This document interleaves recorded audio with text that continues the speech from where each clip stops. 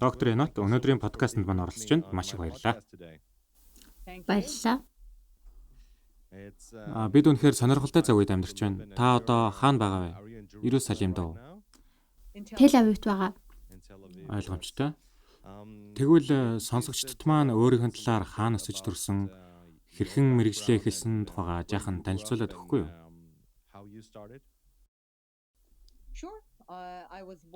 Мэдээж би Израилийн Иерусалимд төрж өссөн. Жирийн л Израильд хүүхэд насыг тэндээ өнгөрүүлсэн. Англи хэлийг бага байх үед эцэг их маань Америкийн нэгдсэн улсад 2 жил ажиллаж амьдарч байсан үед сурсан юм. Би Израилийн аримд тагнуулын офицероор алба хаагаад дараа нь Америкийн нэгдсэн улсад бакалаврын зэрэг хамгаалж хэсэг хугацаанд ажилласан. Би бага байхаасаа л Израиль, Еврей ард түмэн, дэлхийд дахны асуудалд гүнзгий сонирхолтой байсан юм.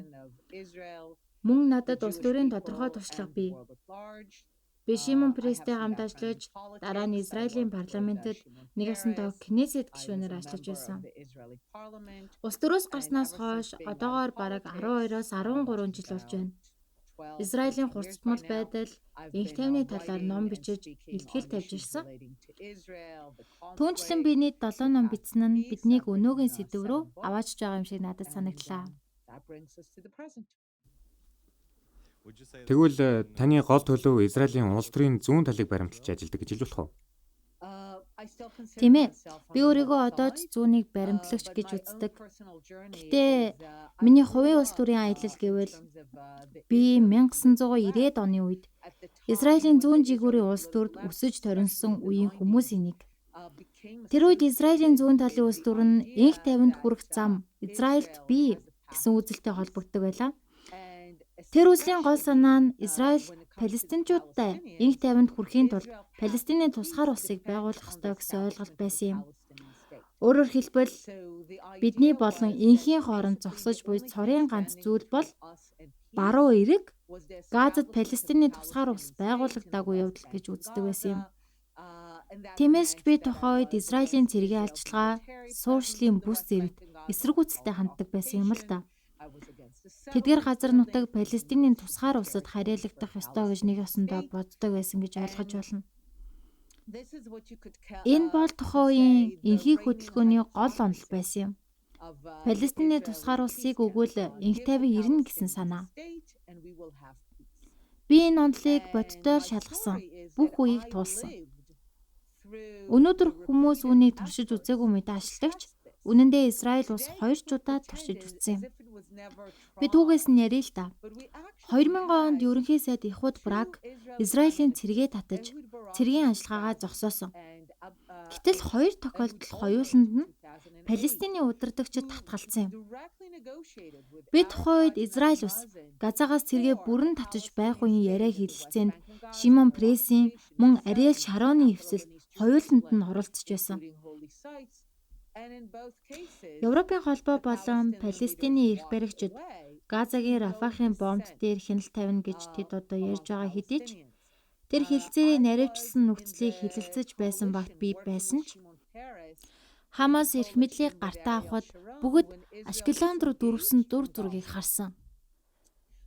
Тэр үед би энх тайвны төлөө хүсэл эрмэлзэл, гэрээ, урай, лоозон бүгд бодит байдал дээр хэрхэн бүтлгүүтж байгааг харсан юм.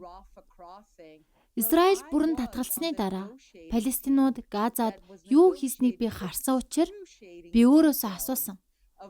Тэгвэл яг Палестинчууд үнэндээ юу хүсэж байна вэ? Бид болон энхийн хооронд яг юу зогсож байна вэ?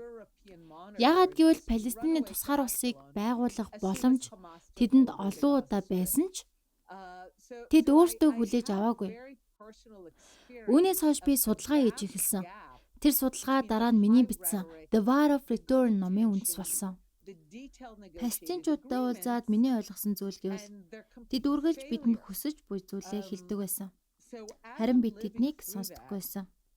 Харин тэдний хэлсэн зүйлс нь хэд үнэмшилгүй сонсогддог байсан болохоор л бид үнэмшдэггүй байсан гэж би бодсон. Тэд бидэнд байнга хэлсээр ирсэн юм билээ. Гол мөрнөөс тэнгис хүртэл Палестин чөлөөтэй байх болно. Гэтэ яг юунаас чөлөөтэй байх юм бэ гэж бодох үед арабаар хэлэхэд маш тодорхой байсан. Үүнийг судалж байхдаа би нэг гайхалтай ишлэлийг олсон юм. Энэ нь дэлхийн 2 дугаар дайны дараа Британий гадаад хэргийн сайд Эрнест Бэвин 1947 оны 2 дугаар сард хэлсэн үг байсан. Тэр Британий парламентэд очиж Османы эзэнт гүрэн үнсний дараа дэлхий дахин үндэсний тусгаар тогтнолын зарчмыг хүлээн зөвшөөрсөн. Арабууд, еврейчүүд, курдууд, армянчууд, түргүүд бүгд тусгаар улс байгуулах ёстой байсан. Арабууд улсуудаа байгуулж, харин арабууд түргүүдийн хийсэн зүйлдээ ижил зүйлийг еврейчүүдэд хийхийг оролдсон. Тэд еврейчүүдийн улс байгуулах оролдлогыг амжилттай тасалдуулсан. Ийм учраас Британи бүтлгүүцсэн. Хааны засгийн газар эвлэршгүй маргаантай тулгарсан байна гэж хэлсэн байдаг. Энэ ишлэлийг ашиглах дуртай шалтгаан маань гэвэл үүнийг тэр 1947 оны 2 дугаар сард хэлсэн байдаг. 1947 оны 2 дугаар сард шийдэл байгаагүй. Аль нэг тал нь суурьшаагүй. Газын бүслэлт байгаагүй. Нетаньяху, Смотрич, Бен Гвир нарч байгаагүй. Хүмүүс энэ маргааны гол шалтгаан нь арабуудыг хүчээр нүүлгэн шилжүүлсэн гэж үздэгч 2 дугаар сард арабуудыг шилжүүлсэн асуудал бас л байгаагүй. Тэгэхээр тэр уг маргааныг юу ч болоогүй байхад өнөөдөр бидэнд маргааны шалтгаан болсон гэж ойлгогдсон зүйлийг эвлэршгүй гэж дүгнсэн. Цаашлаад Бэвин тайлбарлахдаа энэ хоёр бүлэгт аль алинд нь хамгийн үн цэнтэй гэж үздэг зүйл бий гэж хэлээд үүнийг зарчмын гол цэг нь гэж дүгнсэн байдаг. Еврейчүүдийн хувьд тэрээр еврейчүүдэд гол зарчим нь бие даасан еврей улсын үүсгэн байгуулах явдал. Тиймээс еврейчүүд Османы эзэнт гүрний задарлын дараах тусгаар улсуудын зарчимтай ижилхэн өөрөө өөрийгөө удирдах эрхийг өөрсдийн их нутагт хэрэгжүүлэхийг хүсэж байна. Харин арабуудын хувьд зүгээр нэг арабууд бус, харин ирээдүйд Палестин гэдэг нэрийг булааж авах еврейчүүдтэй холбоотой палестинчууд гэж нэрлэгдэх хүмүүсийн эдгээр арабуудын хувьд хамгийн чухал зарчим болно. Энэ нутаг дэвсгэр дээр ямар ч еврей үндэстний тусгаар тогтнол байгуулахыг эцээ хүртэл эсэргүүцэх явдал юм гэж хэлсэн. Эвлэршгүй гэж тодорхойлоод буй асуудал нь зүгээр л еврейчүүдийн тусгаар улсаа хүссэн, арабууд ч бас тусгаар улсаа хүссэн хэл тогтоохол асуудал гэж ойлгож болохгүй. Нэг тал нь 70%-ийг хүсэж, нөгөө нь ч бас 70%-ийг хүсч газрыг яаж хуваах вэ гэдэг энгийн асуудал биш. Яг үүндээ хамгийн чухал асуудал нь еврейчүүд улс байгуулахыг хүсэж байна. Харин арабууд еврейчүүдийг улс байгуулахыг зөвшөөрөхгүй, эсэргүүцэж байна. Ийм учраас л энэ асуудал эвлэршгүй болоод байгаа юм л да. Хүмүүс хэлсэн үгнүүдийг маань сонсоод заримдаа надад чиний үзэл бодол өөрчлөгдсөн байна гэлцдэг. Би хариуд нь энэ бол үзэл бодол биш, шинжлэх ухааны шинжилгээ шиг зүйл гэж хэлдэг. Үүнийг шинжлэх ухаан гэж үзвэл нэг таамаг гарч ирнэ дээ.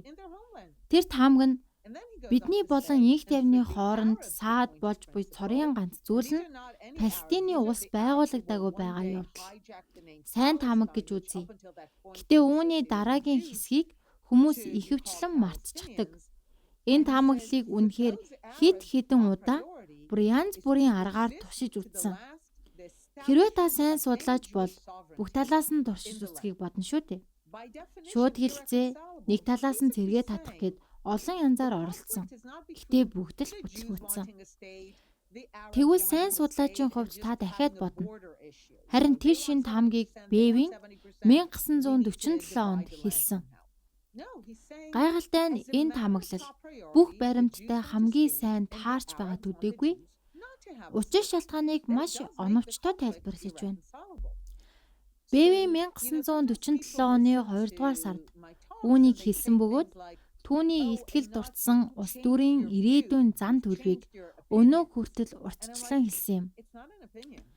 Би хүмүүсийн хэлдэг шиг үзэл бодол бишээ гэж хэлдэг. Энэ бол зүгээр л өгөгдөлтөй тохирж байгаа тайлбар. Магадгүй үүнээс илүү сайн тайлбар байгаа гэж үзэж болно л доо. Гэтэ миний хувьд хамгийн тохирч буй тайлбар бол энэ л байна. Миний хувийн төөх гэвэл энэ л юм уу да. Тэр цагаас хойш би энэ асуудлуудын талаар бичиж ярьж ирсэн. Тэгвэл энэ асуудал дээр Израилийн баруун жигүүр болон зүүн жигүүрийн улс төрчдийн ялгаа гэж та яг юу гэж бодож байна?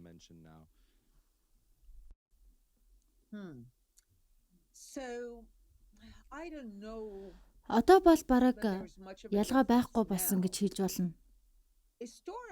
Түүхийн хувьд өмнө нь ялгаатай байсан. Барууны тал Палестинчууд юу хүсэж байгаа нь бидэнд хамаагүй. Энэ газар нутгийг бүхэлд нь бид хүсэж байна. Тэдэнд баг зэрэг өөртөө засах эрх өгч болно.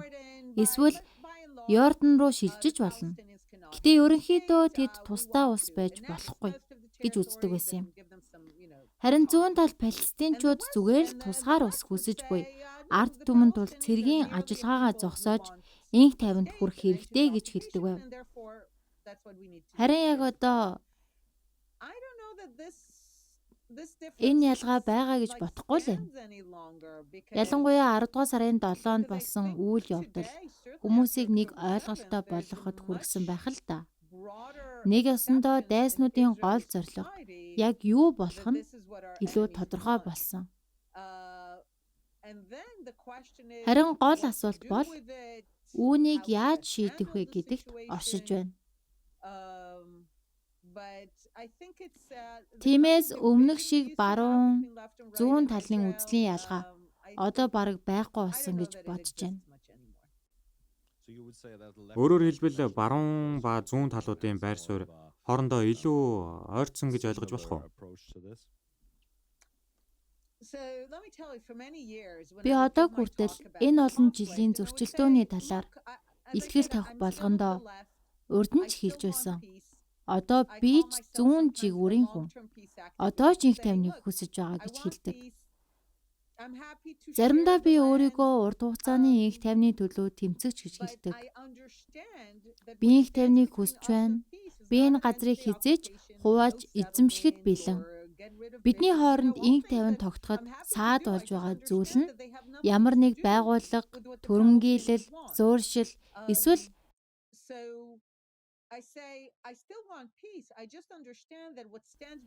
эцтэй эдгээр зүйлс палестинчуудаа юу хүсэж байгаатай ямар ч холбогдолгүй. Би инх тавныг одоо хүртэл хүсэж байна. Гэтэ бидний хооронд байгаа саад анх төсөөлж байснаас хавьгүй том, илүү хүнд асуудал юм байна гэж хэлдэг болсон. Бидний өмнө нь бодож байсан шиг суурьшлийн бүсүүдийг татан буулгахад хангалттай биш.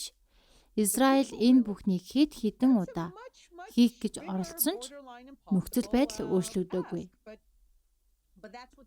Харин одоо би хүмүүст бидний инх тавны үйлд саад болж буй зүйл бол палестинчуудын үзэл сурталыг өөрчлөх, тэдний үзэл санаа л бидний хооронд том саад болж байна гэж хэлнэ. Тэдний үзэл сурталыг өөрчлөнө гэдэг бараг л боломжгүй мэт даалгавар. Гэхдээ бидний хооронд байгаа гол саад энэ юм.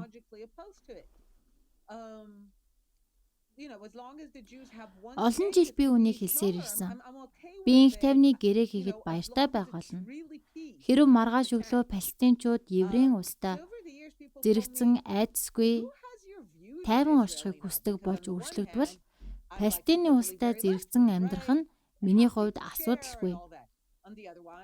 Еврей улам жижиг улс болсон ч тусгаар байдлаа авчулдан хамгийн гол нь инх тавин байж чадчих байвал надад хамаагүй. Би уг нь нээлттэй ил тод хүн. Одоо хүртэл бүх зүйлд ямар нэгэн баримттайгаар хандаж ирсэн ч зарим талаараа хүмүүст баруун талын, заримд нь зүүнийн үзэлтэй хүн мэд сонсогддог. Хүмүүс заримдаа хэлдэг үгнүүд маань хүлээж авахд хэцүү санагддаг болохоор л тэр байх. Еврейн тусгаар улс байхыг бүрэн хүлээн зөвшөөрөх Палестин хүн бараг л байхгүй гэж хэлдэг учраас ч тэр байх. Энэ үгийг хэлэхэд хүмүүс над руу чи хитрхи нэг талыг барьж байна. Бүгдийг нь ижилхэн мэд харагдуулж байна гэх мэтээр шүүмжилж байсан. Гэхдээ бодит байдал дээр Палестины талд ийм онцгой тохиолдол гэж байхгүй. 20 жилийн хугацаанд судалгаа хийж, бичиж, уулзалтууд хийхэд еврейчүүдийн тусгай тогтнолыг хүлээн зөвшөөрсөн ердөө 3 Палестин хүнтэй л таарч байсан. Энэ их хатуу, барууны үдэл шиг сонсогддог. Би бүр Хамас палестинчуудыг төлөөлдөг.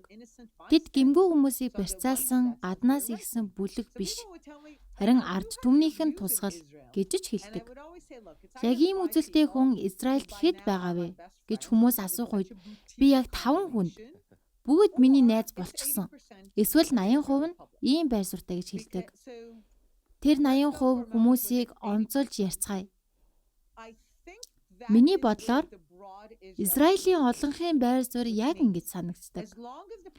Хэрвээ Палестины гол зорилго зөвхөн голоос тэнгис хүртэл буюу Израилийг байхгүй болох юм бол бидэнтэй ярих зүйл байхгүй. Харин тэд еврейчүүдийн эсрэг үйлдэж буй 100 жилийн дайнаа зогсож үнэхээр бидний тусгаар тогтнолыг хүлээн зөвшөөрвөл бид ярилцсан, хуваалцсан, эвлэрнэ. Гэхдээ яг үнэн гэсэн баталгааг өгөх ёстой. Ийм ч учраас баруун зүүн жигүүрүүдэд энэ үзэл ялгаагүй болсон гэж би боддог. Израилийн нийтлэг байр суурь яг ийм л болсон.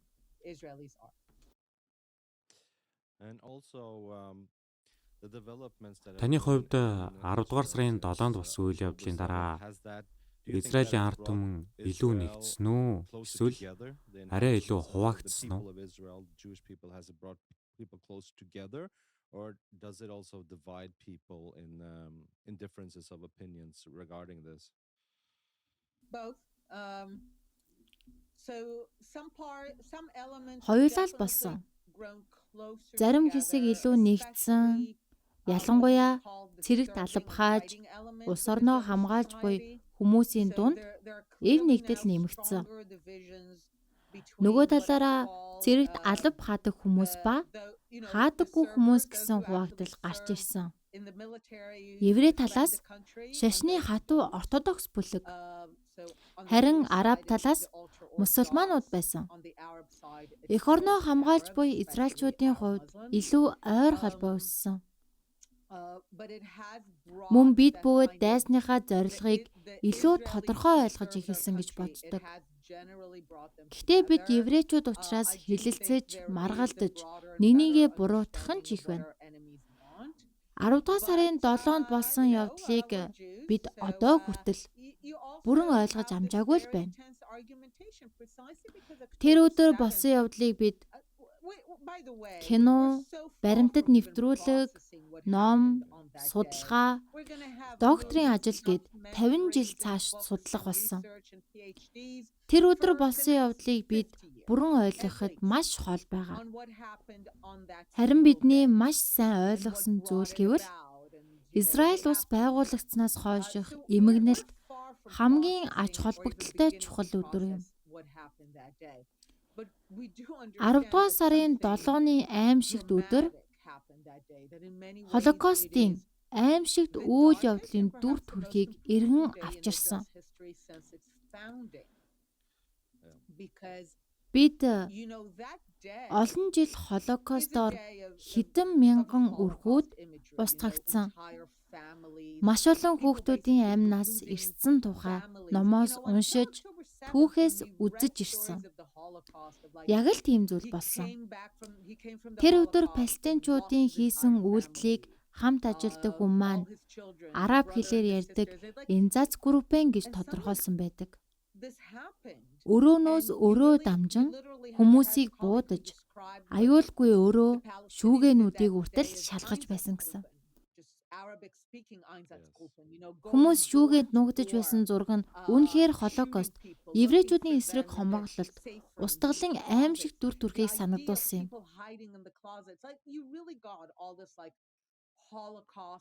Тиймээс энэ өдөр бол Израиль үүсгэн байгуулагдсанаас хойш хамгийн эмгэнэлтэй, хамгийн гунигтай, хамгийн цочроосон үйлдэл болсон. Одоо бид уг үйл явдлыг ойлгож дүгнэхийн оронд ихэнхдээ чи буруутай, тэр буруутай гэж хоорондоо маргалдаж байна.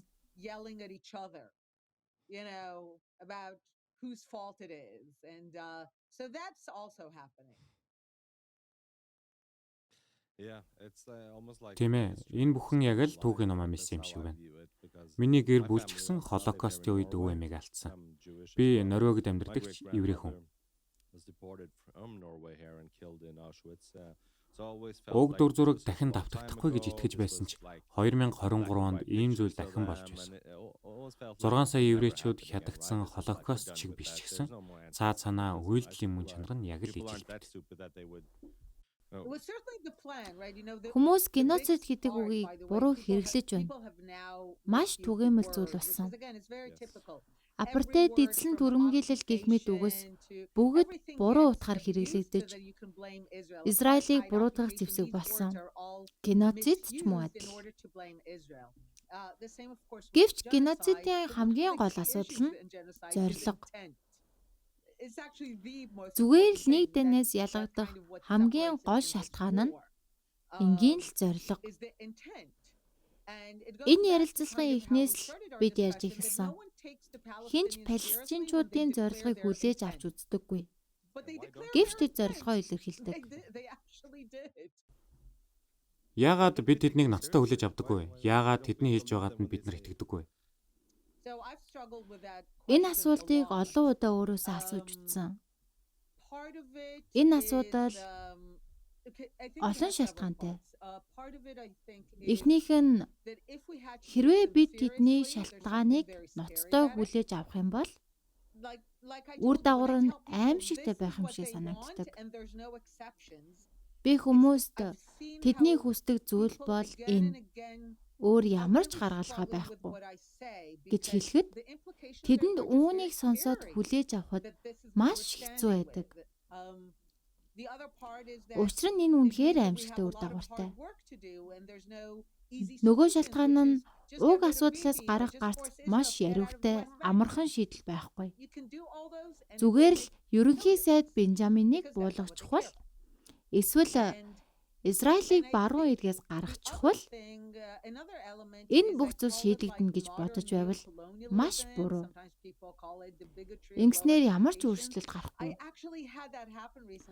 Учир нь палестинчуудын хүсэж байгаа зүйл энэ биш гэдгийг ойлгох хэрэгтэй. Мөн бас нэг хүчин зүйл бол би үүнийг орчин үеийн неоколонизм гэж нэрлэдэг. Зарим нь үүнийг bigotry of expectations гэж нэрлэдэг. Нэгдсэн үндэстний байгууллагын ойрхон дорнодод байдаг Палестиныг дөрвөсдөд зориулсан тусламж, ажлын агентлаг. Надад саяхан яг ийм зүйл тохиолдсон. Колоногийн тайлан гэх нэгдсэн үндэстний байгууллагын ойрхон дорнодод байгаа Палестиныг дөрвөсдөд зориулсан тусламж, ажлын агентлагийн асуудлыг цагаатгах үйл явцад намайг гэрчээр байлгасан. Миний хэлж буй зүйлийг маш таагүй хүлээж авч байгааг анзаарсан. Учир нь нэгдсэн үндэстний байгууллагын ойрхон дорнодод байгаа Палестины дөрвөсдөд зориулсан тусламж, ажлын агентлаг хэрхэн төвийг сахиж болох талаар хэлцэж байсан. Би тэнд үгүй энэ бол боломжгүй зүйл. Энэ байгууллага бол еврей улсын оршин тогтнолыг үл зөвшөөрдөг. Палестинчуудын байгууллага учир төвийг сахисан байр суурьтай байх боломжгүй гэж хэлсэн. Би тайлбарласаар л байсан. Гэтэ тэр хүн миний хэлсэн зүйлийг сонсохыг огт хүсээгүй байсан нь илт байсан. Тэгэд би эцэст нь намайг биш, палестинчууд өөрсдөө юу гэж хэлж байгааг нь сонсороо гэж хэлсэн. Тэгэхэд тэр хүн миний сонссон хамгийн неоколониал зүйл хэлсэн. Тэр өөрсдөө шийдэх хэрэггүй гэж. Би гайхшилсан л та. Учир нь тэд үнэндээ шийдэх хэрэгтэй шүү дээ. Энэ асуудлыг сайн ойлгох гэж бас удаан ботсон. Одоо хамгийн харанхуй эсрэг тесрэг зүйлээ ярив. Би 10 дугаар сарын 7-ны өдрөөс хойш жинхэнэ харанхуй тайлбарыг бодож эхэлсэн. Тэд палестинчуудыг сонсоогүй дээ биш. Үнэндээ яг юу хэлээд хийж бууг маш сайн ойлгож байсан. Тэд зүгээр л юу болж байгааг мэдэхгүй царай гаргаж байгаа. Тийм ээ, яалтчгүй хамгийн харанхуй юм байна.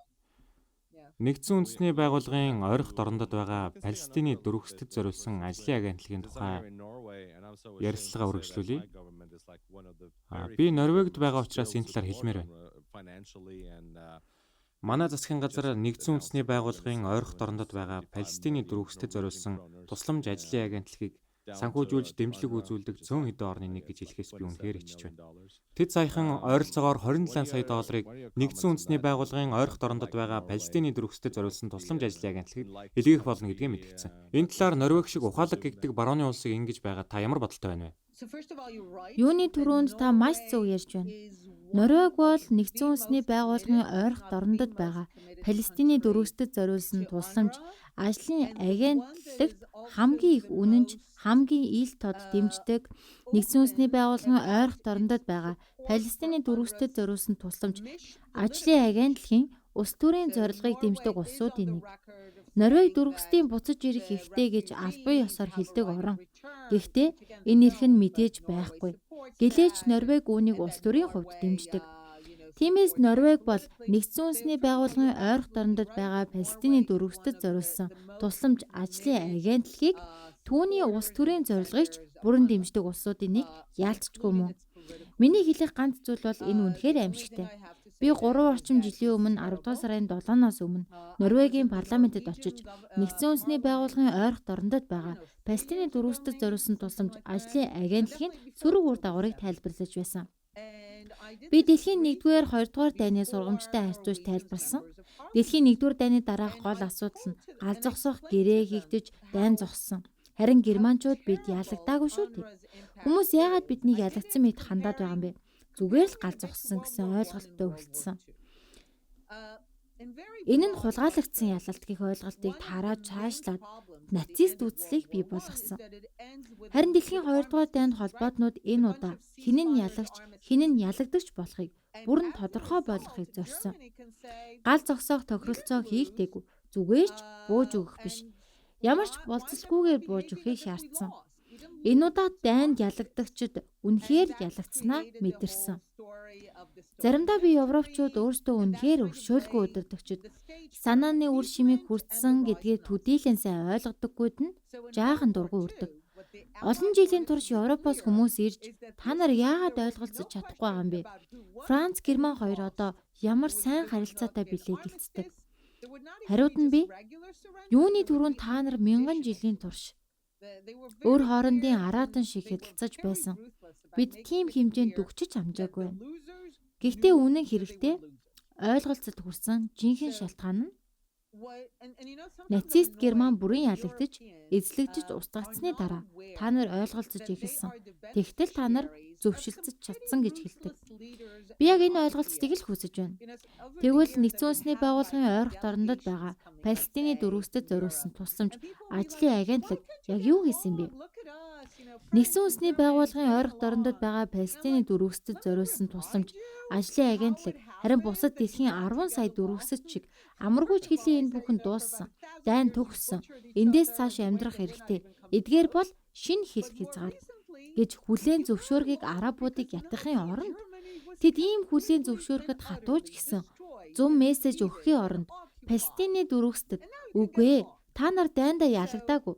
Ялалт чинь түр хойшлогдсон гэсэн санааг өгсөн. Үнэн хэрэгтээ энэ дайн нь еврей улсын тусгаар тогтнолыг зөвшөөрүүлэхгүй тулд явуулсан дайн байсан. Энэ л тэдний гол зорилго юм. Хэрвээ энэ зорилго нь байгаагүй бол дайн болохгүй байх байсан. Зүгээр л еврей улсын хажууд араб улсын тусгаар тогтнол байж болох л байсан. Тэгээд зорилгодоо хүрч чадаагүй. Ялагдсан ч гэсэн тэдэнд ялагдсан шүү гэдгийг нь хэн ч хэлж өгөөгүй. Та нар ялагдсан. Энэ асуудал өнгөрсөн. Одоо Сирид, Ливанд, Йорданд, Египтэд ажилд амьдарцгаа гэж хүмүүс хэлхийн оронд Нэгдсэн үндэсний байгууллагын ойрох дорндод байгаа Палестины дөрвөсдөд зориулсан тусламж ажлын агентлаг ялагдсан гэж битгий бод. Ялалт чинь зүгээр л хойшилсан гэдэг ойлголт төрүүлсэн. Үүний үр дүнд мангасууд бий болсон. Ийм л зүйл болсон. Би энэ бүхнийг Норвегийн парламент дээр танилцуулсан. Мэдээж тэд бас цочирдож хүлээж авсан. Учир нь тэдэнд хэлэх хамгийн зөв зүйл бол палестинчуудыг ялагдсан гэдгийг нь өөрсдөд нь хэлэх юм. Хийж болох хамгийн зөв зүйл гэвэл Энэ л байна. Тэгээд би Норвегийн парламентэд гадаад бодлогын хувьд сайн зүйл хийх болон сайн зүйл хийсэн гэж мэдрэх гэх хоёр зүйлийг тайлбарласан. Та нар зүгээр л сайн зүйл хийж буй мэдрэмж авахыг л хүсэж байна. Нэгдсэн үндэсний байгууллагын ойрох дорндод байгаа Палестины дөрвөсдөд зориулсан тусламж ажлын агентлагийг санхүүжүүлж байгаа. Гэвч энэ нь сайн зүйл хийж байгаа гэсэн үг огт биш. Харин ч эсэргээрээ юм гэж хэлсэн. Харин энэ үйлдэлийн чинь төлөөсийг та нар өөрсдөө төлөхгүй. Би миний хүмүүс төлнө. Палестинчууд ч бас төлнө. Би төсөөлснийг нь энд төлж байхад харин та нар Ослод өөрсдийгөө сайн зүйлс хийсэн мэт мэдрээд сууж байна. Ажлын хамтрагч маань Норвеги улс шашингүй үзэлтэй болохоос өмнө нь хамгийн олон христийн номлогч, экспортлагч байсан гэдгийг хэлж байсан. Одоо тэд сонирхлоо шашингүй үзлийн байдлаар илэрхийлдэг болсон. Гэвч жинхэнэ хэрэгтээ тэд сайн зүйл хийж байгаа хүмүүс биш ээ. Тэд энэ асуудлыг улам хурцдуулсаар байгаа. Та нарын төсөөлж буугаар энэ хурал тийм сайнаар дуусаагүй. Би яг сая хэлсэн зүйлүүдийг л тэнд хэлсэн. Гэхдээ энэ бол хохирогчийн соёл тийм үү? Өөрсдөө хохирогч гэж боддог хүмүүс хохирогч гэж харсан талдаа л талзасдаг. Бид тэдний талд байх ёстой. Учир нь би ч бас хохирсон хүн. Гэхдээ нэгдсэн үндэсний байгууллагын ойрох дорндод байгаа Палестины дөрвөсдөд зориулсан тусламж ажлын агентлагийн хувьд дөрвөсдийн статус үеэс үед дамждаг. Энэ онцгой биш гэж юу? Тийм ээ. Энэ бол үнэхээр онцгой үзэгдэл. Нэгдсэн үндэсний байгууллагын ойрох дорндод байгаа Палестины дөрвөсдөд зориулсан тусламж ажлын агентлаг үүнийг бүтээсэн. Би эхлээд ердийн зүйлсийг тайлбарлая. Дараа нь яагаад онцгой болсныг хэлье. Юу нь ердийн вэ гэвэл хүмүүс дайн дөрвөсөд болох нь ердийн үзэгдэл. Онцгой биш, өвөрмөц биш, арабын дөрвөсөж ч мөн онцгой биш. Эзэнт гүрнүүдээс тусгаар усуудаа шилжих үеийн дайн, цус, тулаан, дөрвөсөд энэ бүхэн ердийн үзэгдэл. Нэгдсэн үндэсний байгууллагын Солонгосын дахин сэргээх босгох агентлаг мөн төр хугацааны дөрвөсний агентлаг байгуулах нь ч онцгой зүйл биш. Нэгдсэн үндэсний байгууллагын ойрох дорндод байгаа Палестины дөрвөсдөд зориулсан тусламж ажлын агентлаг байгуулагдаж байх үед бас нэг агентлаг байсан. Нэгдсэн үндэсний байгууллагын Солонгосын дахин сэргээх босгох агентлаг гэж. Солонгосыг илэрхийлж байгаа юм К гэдэг нь. Арабын дөрвөсөд 700 мянган орчим байсан бол Солонгосын дөрвөсөд 3.1 сая байсан. Анкара тэднийг 4 жилийн дотор Нэгдсэн үндэсний байгууллагын ойрох дорндод байгаа Палестины дөрвөсдөд зориулсан тусламж ажлын агентлагийн төсвийн 3/1-ээр бүгдийг нь суурьшуулсан. Хинч гэртээ буцаагүй. Харин одоо Өмнөд Солонгосыг хар. Тэдэнд өөрсдийн асуудлууд бий. Гэхдээ маш амжилттай улс болж чадсан. Тэр замаар палестинчууд ч явж болох байсан. Иймээс төр агентлаг байгуулах нь ердийн зүйл. Харин үнэхээр онцгой зүйл нь энэ агентлаг 75 жил оршин тогтнож өнөө хүртэл оршсоор байгаа явдал юм. Яаж ийм зүйл болсон юм бэ гэвэл арабууд еврей улс байгууллагыг эсэргүүцэж ялагдсанаа хүлээн зөвшөөрөхөөс татгалзсан учраас Нэгдсэн үндэсний байгууллагын ойрох дорндод байгаа Палестины дөрвөсдөд зориулсан тусламж ажлын агентлагийг хулгайлсан. Юуны түрүүнд тэд Нэгдсэн үндэсний байгууллагын ойрох дорндод байгаа Палестины дөрвөсдөд зориулсан тусламж ажлын агентлагийг нэг ч араб дөрвөсдийн нутагшуулахгүй байхыг зорьсон. Тэд Нэгдсэн үндэсний байгууллагын ойрох дорндод байгаа Палестины дөрвөсдөд зориулсан тусламж ажлын агентлагийн гадаад ажилтнууд руу халтаж байрыг нь шатааж нэг ч дөрвөгчийг суурьшуулахгүй гэдгийг тодорхой хэлсэн. Энэ бол үнэхээр онцгой зүйл. Нэг ч хүнийг суурьшуулахыг зөвшөөрөөгүй. Нэгдсэн үндэсний байгууллагын ойрох дорндод байгаа Палестины дөрвөсдөд зориулсан тусламж ажлын агентлаг нэг ч араб дөрвөсдийг байрлуулж чадахгүй нь тодорхой болмогц тухайн үед гол санхүүжүүлэгчид болох Америк нэгдсэн улс, Их Британи хоёр уг байгууллагыг татан буулгахыг хүссэн. Гэвч арабын орнууд та нар болж болохгүй гэж мэдгдсэн. Яагаад гэвэл энэ нь таны асуудалтай холбоотой. Нэгдсэн үндэсний байгууллагын дөрвөстийн асуудал хариуцсан дээд комиссарын газар нь дөрвөстийн конвенцийг хэрэгжүүлэх үүрэгтэй. Хэрв тэд гэртээ буцаж чадвал сайн хэрэг. Хэрэг боломжгүй бол тэд 75 жил хүлээгээд бид одоо ингэх болно гэж хэлдэггүй. Тэд та одоо байгаа газраас сууршиж чадах уу? Тийм бол сайн хэрэг гэдэг. Хэрэг үгүй бол таныг өөр улс руу сууршуулвал болох уу гэж асуудаг. Товчоор хэлбэл энэ конвенцийн зорилго нь дөрвөсний статусыг хувь хүн бүрийн түвшинд биелүүлэх байсан. Тэд ойлгосон зүйл бол хэрв араб дөрвөстийг энэ олон улсын шинэ стандартын дагуу шилжүүлээд эхэлвэл хэдхэн жилийн дотор араб дөрвөсөд гэж зүйл үлдэхгүй. Тиймээс тэд цорхоо гаргасан. Тэгэд энэ цорхоо хадгалах цорын ганц арга нь Нэгдсэн үндэсний байгууллагын ойрох дорндод байгаа Палестины дөрвөсtöд зориулсан тусламж ажлын агентлагийг хизээж татан буулгахгүй байх байсан. Ингээд тэд энэ системийг бий болгосон. Тиймээс Нэгдсэн үндэсний байгууллагын ойрох дорндод байгаа Палестины дөрвөсtöд зориулсан тусламж ажлын агентлаг олон улсын стандартад харш байдлаар дөрвөстийн тоог үеэс үед өсгөж мөнхөлдөг болсон. Тэд нэг ч араб дөрвөстийг сууршуулахгүй. Учир нь мэдээж тэд чадах учир.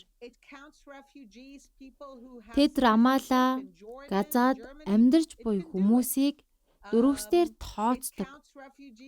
Яагаад гэвэл энэ нь өмнө нь болдог байсан, одоо ч болох учраас.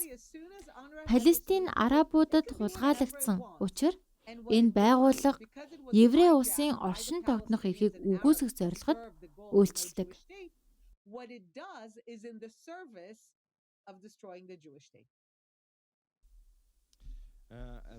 Саяхан Израилийн Кнесет Нэгдсэн үндэсний байгууллагын ойрох дорндод байгаа Палестины дөрвөсtöд зориулсан тусламж ажлын агентлагийг татан буулгахаар шийдвэрлэсэн гэж сонссон.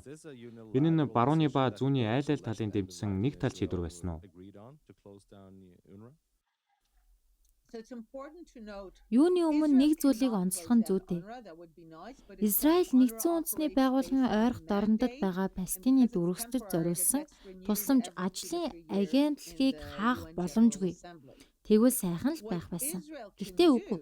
Израилийн хийх боломжтой мөн хийсэн ганц зүйл нь Нэгдсэн үндэсний байгууллагын ойрох дорндод байгаа Палестины дөрвөсtöд зориулсан тусламж ажлын агентлагтай хамтран ажиллахаа зогсоох. 1967 он хүртэл Израиль Нэгдсэн үндэсний байгууллагын ойрох дорндод байгаа Палестины дөрвөсtöд зориулсан тусламж ажлын агентлагтай ямар ч холбоогүй байсан. Учир нь Нэгдсэн үндэсний байгууллагын ойрох дорндод байгаа Палестины дөрвөсtöд зориулсан тусламж ажлын агентлаг баруун эрэг, Газа, Йордан, Сири, Ливанд үйл ажиллагаагаа явуулдаг байсан. Эдгээр нь Израилийн газар нутаг биш байсан.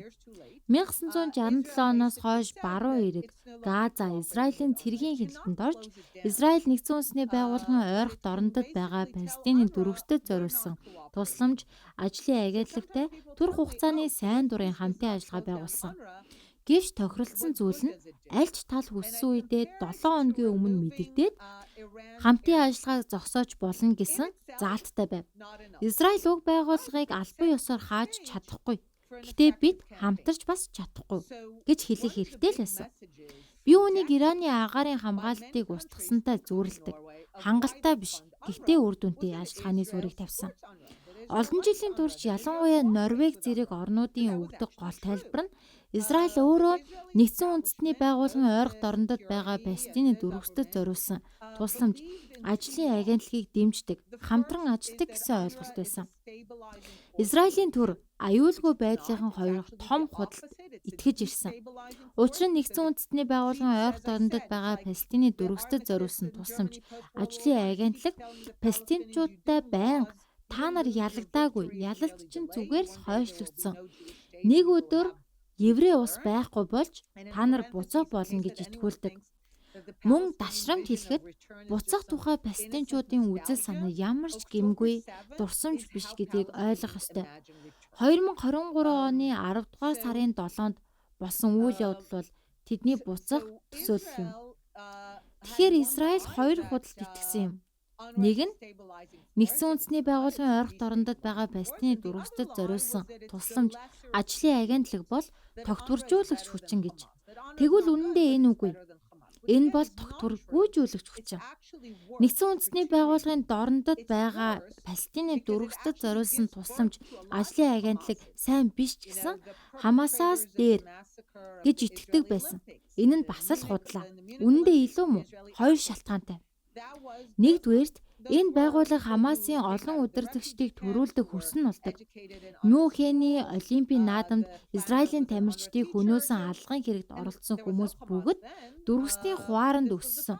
Нэгдсэн үндэсний байгууллагын дорндод байгаа Палестины дөрвөсдөд зориулсан тусламж ажлын агентлагийн сургуулиудад сурсан хүмүүс байсан. Төлөвлөгөөг боловсруулсан хүн нь Нэгдсэн үндэсний байгууллагын ойрхон дорндод байгаа Палестины дөрвөсдөд зориулсан тусламж ажлын агентлагийн багш байсан. Тэгэхээр Нэгдсэн үндэсний байгууллагын ойрхон дорндод байгаа Палестины дөрвөсдөд зориулсан тусламж ажлын агентлаг бол шинэ террорист байгууллагыг дахин төрүүлдэг хөрс юм. Энэ нь илүү муу зүйл. Хоёрдугаарт хүмүүс уг байгууллагыг UN гэсэн үсгтэй болохоор нь сайхан байгууллага гэж боддог. Энэ нь асуудлыг шийдэхэд улам хэцүү болгодог. Олон жил би Нэгдсэн үндэсний байгууллагын ойрхон дорндод байгаа Палестины дөрвөсдөд зориулсан тусламж ажлын агентлагийн эсрэг ярьж бичиж байх үед хүмүүс "Эйнад эн чинь юу вэ бол? Энэ сайн үйлсийн байгууллага шүү дээ. UN гэсэн үсэгтэй хүмүүс тусалдаг шүү дээ" гэж хэлдэг байсан.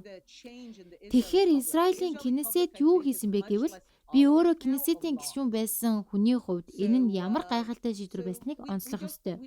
Тэд хууль баталсан, үнэндээ энэ хууль заавал шаардлагатай байгаагүй. Засгийн газар өөрөө шийдвэр гаргаад Нэгдсэн үндэсний байгууллагын ойрхон дорндод байгаа Палестины дөрвөсдөд зориулсан тусламж ажлын агентлагтай хамтын ажиллагаагаа зогсоож болох байсан. Гэвч Кнесетийн гишүүд засгийн газар хөдөлж өгөхгүй байгааг ойлгосон. Энэ нь бас Израильд нийтийн үзэл санааны өөрчлөлттэй холбоотой. Израилийн ард түмэн одоо худал зүйлд илүү шүүлтүүртэй болсон гэж би бодож байна. Бид зүгээр л дахиж худал хуурмагт автахыг хүсээгүй.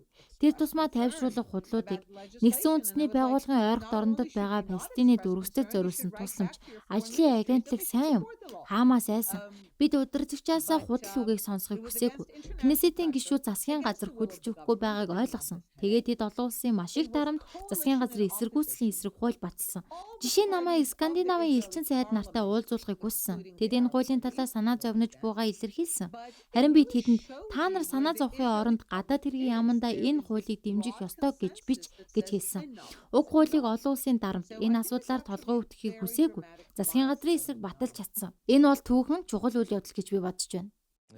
Тийм ээ. UN Watch-ийн Хиллэл Ньюрийн хийсэн судалгаанаас харахад 10 дугаар сарын 17-ны үйл явдалд оролцсон эсвэл түүнийг дэмжиж баярлсан хүмүүсийн олонх нь Нэгдсэн үндэсний байгууллагын ойрхон дорндод байгаа Палестины дөрвөсдөд зориулсан тусламж ажлын агентлагийн системийн дотор байсан. Би нэг жишээ асуух гэсэн юм л да. Норвегийн засгийн газар Нэгдсэн үндэсний байгууллагын ойрхон дорндод байгаа Палестины дөрвөсдөд зориулсан тусламж ажлын агентлагт 27 сая $10 өгсөн. Тэгвэл тэр мөнгөний хэдэн нь үнэхээр Нэгдсэн үндэсний байгууллагын ойрхон дорндод байгаа Палестины дөрвөсдөд зориулсан тусламж ажлын агентлагаар дамжаад Хамас болон террористуудад очдог гэж та хэлэх вэ? Тэр мөнгөний хэдэн хувь нь зэвсэг худалдаа авах, терроризмыг санхүүжүүлэхэд ашигладаг вэ? Бодитоор хэлээд өгөөч. Би яагаад тэр мөнгө бүхэлдээ зарцуулагддаг гэдгийг тайлбарлая. Учир нь санхүүгийн талаас сууч чиглэлд хамгийн түрүү заадаг зүйл бол мөнгө орлуулдаг, шинж чанартай байдаг гэдгийг заадаг. Мөнгөний гол чанар нь хаашаач шилжиж чаддаг. Энд ашиглахгүй бол өөр газар ашиглагдана. Тэгэхээр Нэгдсэн үндэсний байгууллагын ойрхон дорндод байгаа Палестины дөрвөсдөд зориулсан тусламж ажлын агентлагт мөнгө өгөх нь яг юу гэсэн үг вэ? Энэ нь үндсэндээ газар дундын тэнгисийн иргэн засгийн газрыг Хамасыг боловсрол эрүүл мэндийн салбарт мөнгө зарцуулах шаардлагаас чөлөөлж еврейчүүдийг хятад төвлөрөх боломжийг олгож байна гэсэн үг. Ийм учраас энэ мөнгө маш үн цэнтэй. Учир нь энэ нь тэднийг ямар ч хариуцлагаас чөлөөлж чадж байна. Би олон жилийн турш миний хамтран зохиогч Ади Шварцын хамт 10 дугаар сарын 7-ноос ч өмнө Европын парламентууд, Америк нэгдсэн улс, Их Британи гээд олон газраар явж дараах зүйлийг хэлж байсан. Нэгдсэн үндэстний байгууллагын ойролт орондод байгаа Палестины дүрвстэд зориулсан тусламж ажлын агентлагт мөнгө бүү. Учир нь энэ нь палестинчуудын буцах гэсэн үзэл санааг тэжээж байна. Энэ нь ямар ч гэмгүй санаа биш. Энэ нь бол хүчирхийллийн үзэл. Би бүр 10 дахь сарын 7-ноос өмнө бичсэн нийтлэлүүдэд харуулж чадна. Тэнд би энэ мөнгө хонгил угах, зэвсэг худалдан авахд зарцуулагдана гэж бичсэн байсан. Бидэнд нэгдсэн үндэстний байгууллагын ойролт орондод байгаа Палестины дүрвстэд зориулсан тусламж ажлын агентлаг олон жилийн турш Газа дахь багш нарын цалин заавал бэлнээр олгохыг шаарддаг байсан гэх мэдээлэл байна. Тэр бэлэн мөнгө нь Египтийн албан тушаалтнуудыг хахуулдаж, зэвсгийг Египтийн талаас хонглоор дамжуулж оруулах гол хүчин зүйл байсан.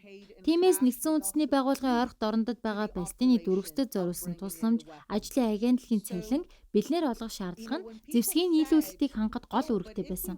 Хүмүүс хэрвээ бид нэгдсэн үндэстний байгууллагын ойролт орондод байгаа Палестины дүрвстэд зориулсан тусламж ажлын агентлагт мөнгө өгөхөө болчихвол сургуулиудыг хаамаас ажилуулах юм уу гэж асуухад би тэгвэл бүр дээр гэж хэлдэг байсан. Миний энэ үг хүмүүсийг намайг галзуу гэж бодоход хүргэдэг байсан. Нэгдүгээр сургуулиудыг хаамаас аль хэдийн удирдах байгаа. Тэгэхээр ядчил энэ тохиолдолд сургууль UN гэсэн үгстэй байхгүй болох тул бид бүгд худал хуурмаг сурталд итгэхэ болно. Дор хаяж нэг худлаасаа ингэжрэнэ. Хэрвээ хаамаас багш нарын цалин өөрсдөө төлөх юм бол хонгил угах зэвсэг авахд зориулах тэрбум доллар нь цөөрнө гэсэн үг. Иймээс би нэгдсэн үндэстний байгууллагын ойролт орондод байгаа Палестины дүрвстэд зориулсан тусламж ажлын агентлагийн бүх мөнгө зэвсэгт очдог гэж хэлэхдээ мөнгө бол оруулагддаг зүйл гэдгийг тайлбарласан. Хэрвээ Газын ард ирээдийг Газын засгийн газрыг багш нарын цалин, эрүүл мэндийн зардлыг төлөх үүргээс чөлөөлж байгаа бол тэд хонгил барих, зэвсэг худалдаж авах хэрэгтэй бүх мөнгөтэй үлдэж байна гэсэн үг. Тэгэхээр үндсэндээ Норвегийн засгийн газар терроризмуудыг санхүүжүүлж байна гэсэн үг үү? Мэдээч хэрэгтэй юм. 10 дугаар сарын 7-наас өмнө би терроризмын санхүүжилтийн талаарх хэлэлцүүлэгт оролцож байсан. Тэнд Европын парламентын гишүүдтэй уулзсан. Тэд бид мөнгө террорист бүлгүүдэд очихгүй байх тал дээр олон арга хэмжээ авдаг гэж ярьсан. Энэ бол тэнэг зүйл. Та нар үүнийг ойлгох ёстой. Палестинчуудын хувьд энэ бол нэг л үзэл суртал. Гол мөрнөөс тэнгис хүртэл еврей улсын орших ёсгүй. Харин терроризм бол энэ үзэл сурталын гүйцэтгэх гар юм. Энэ бол нэг л үзэл суртал. Тиймээс та нар үүнийг салгаж ойлгох боломжгүй гэж хэлсэн. Би ингэж хэлсэн. Хэрвээ та палестинчуудыг дэмжих гэж байгаа бол нэг л асуулт асуугаарай. Хэрвээ тэд тийм гэж хэлбэл мөнгө өг. Хэрвээ үгүй гэж хэлбэл тэдэнд мөнгө өгөх хэрэггүй. Барууны ертөнц палестинчуудын бүх зүйлд санхүүгийн тусалцаа өгдөг. Ингэснээр тэд өөрсдийн бүх нөөцөө Израилийн эсрэг нэг ёсондоо тэдний эсрэг дайнд төвлөрүүлдэг гэсэн үг. Тэдэнд бүх мөнгөө зориулдаг гэсэн үг. Би ингэж л ойлгосон.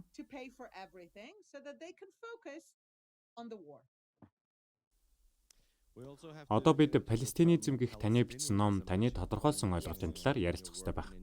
Палестинизм гэж яг юу хэлж байна вэ? Тийм ээ. Улангүй ойлгох тусам еврейн тусгай тогтнолыг бүрэн үгүйсгэх үзэл санаа нь Газа, баруун эрэг, Йордан, Сири, Ливанд амьдарч буй арабуудыг мөн Норвегид Колумбийн их сургуульд байгаа хүмүүсийг хүртэл нэгтгэж байгаагүй гарсан. Тэгээд би энэ үзлийг хамгийн зөвөөр нэрлэх үг нь палестинизм гэж үзсэн. Палестинизм бол нэгэн зэрэг үзэл суртал болон өөрийн үнэмшил юм. Үүнд 4 үндсэн зарчим бий. Гол мөрнөөс тэнгис хүртэл еврейн улс орших ёсгүй. Тиймээс бид үе удмаараа дөрвөгсөд хэвээр байх бөгөөд буцах хүртэл тэгж амьдрах ёстой. Эдгээр нь бүгд нэг л зорилготой еврейн улсын оршихуйг үгүйсгэх. Би үүнийг палестинизм гэж нэрлэх болсон бөгөөд энэ нь бодит байдлыг маш тодорхой харуулах ойлголт юм.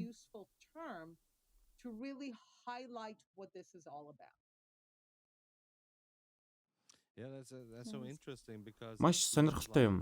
Учир нь дэлхийд даяар олон зөрчилтэй байсаар байтал өрөндийн орнууд яг л Израиль Газагийн асуудалд хэтэрхий анхаарал багш. Хэрвээ хүн рационал сэтгэлгээтэй логиктэй байвал Судан, Иранд болж буй асуудал эмэгтэйчүүдийн эрх зэрэг илүү ноцтой зүйлсэд санаа зовох ёстой баймаар. Тэгвэл яагаад өрөндийн ертөнц Израиль, Газад ингэтлэх анхаардаг гэж та боддог вэ? Энэ талаараа ярил. This obsession that the Western world has with Israel and the Gaza situation. Тэгэхээр эхлээд таны хэлсэн зөв санаанаас эхлэе. Рационал гэдэг дээр чиний зөв. Олон жил миний ажил бол Израильд ирдэг гадаадын төлөөлөгчтэй уулзах, тэдэнд лекц унших байсан. Гэвч ирж буй оюутнуудын ихэнх нь еврей биш. Энэ бүс нутагтай ямар ч холбоо байдаггүй. Тэгээд би тэдэнд хэлдэг байсан.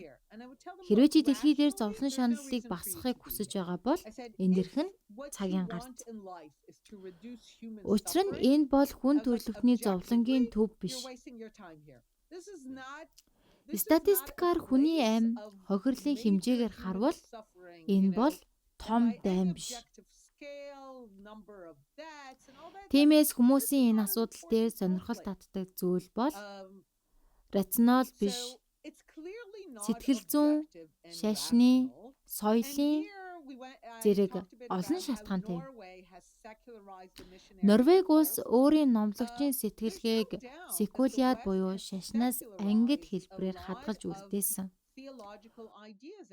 Өрөндийн ертөнц олон технологийн буюу шашны санаануудыг секуляр хэлбэрт оруулсан. Үүнд еврейчүүдийн талаарх ойлголт ордог. Миний нэг ажлын хамтрагч дэлхийн өөр ямар ч мөргөлдөөнд ингэтлээ өдөр бүр хүүхдүүдийн үхлийг гаргаж ирдэггүй гэж хэлж байсан. Газа дэх хүүхдүүд гэж хэлэхдээ хүмүүсийн тархинд еврейчүүд бусдын тусаар тахилга үйлддэг гэх эртний гүтгэлэг шууд холбогдож орж ирдэг. Эдгээр бол маш эртний цуу ярианууд. Еврей хүн муу, нууцлаг, хорлонтой гэсэн ойлголт. Орчин үеийн секуляр хэлбэртэй болсон ч үг санаа нь хэвээрээ. Тиймээс энэ гайхалтай анхаарал татдаг байдал нь рационал биш, харин тэдний түүхийн л үргэлжлэл юм.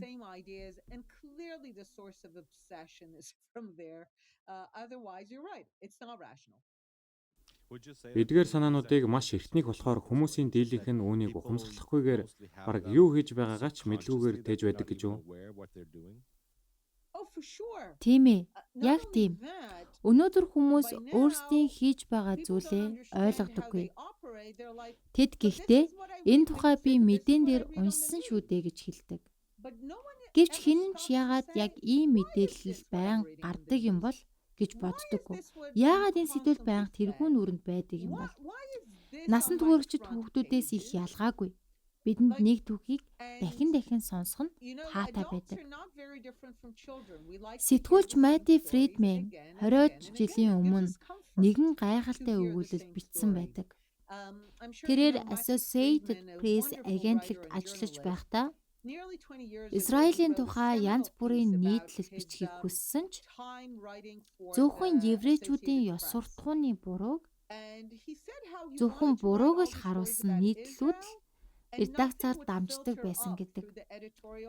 Еврей хүмүүсийг муу муухай ёс суртахууны хувьд ч буруу харуулахын тулд өдөр бүр энэ нийтлэлийг гаргадаг байсан гэдэг. Өөрөөр өнцгөөс бичсэн нийтлэлүүдийг хасч байсан. Ингээд л хүмүүс зөвхөн ийм мэдэн дээр тулгуурлан дүгнэлт хийдэг болсон. Тэд Израилийн талаар маш их уншиж байгаагаа хараад энэ бол дэлхийн хамгийн ноцтой дайн юм байна гэж хэлдэг. Гэвч маш цөөн хүн л яагаад би энэ түүхийг дахин хараад байна вэ гэж боддог. Гэхдээ энэ бүхэн маш гүн гүнзгий түвшинд уйлчилдаг. Энэ бол хуучны шашны түүхийг секуляр хэлбэрээр дахин ярьж байгаа хэлбэр юм. Эцэст нь гэхэд хүмүүс өөрсдийн буруу гэм нүглийг хаа нэгтээ гаргах газар олсон нь еврей хүн. Тийм биз? Мэдээж Иесусыг хэн алсан бэ? Үнэн дээр Ромчууд. Гэвч Ромчууд дараа нь Христийн эзэнт гүрэн болсон болохоор тэднийг буруутгах боломжгүй. Тэгээд л бурууг еврейчүүдэд тогсон.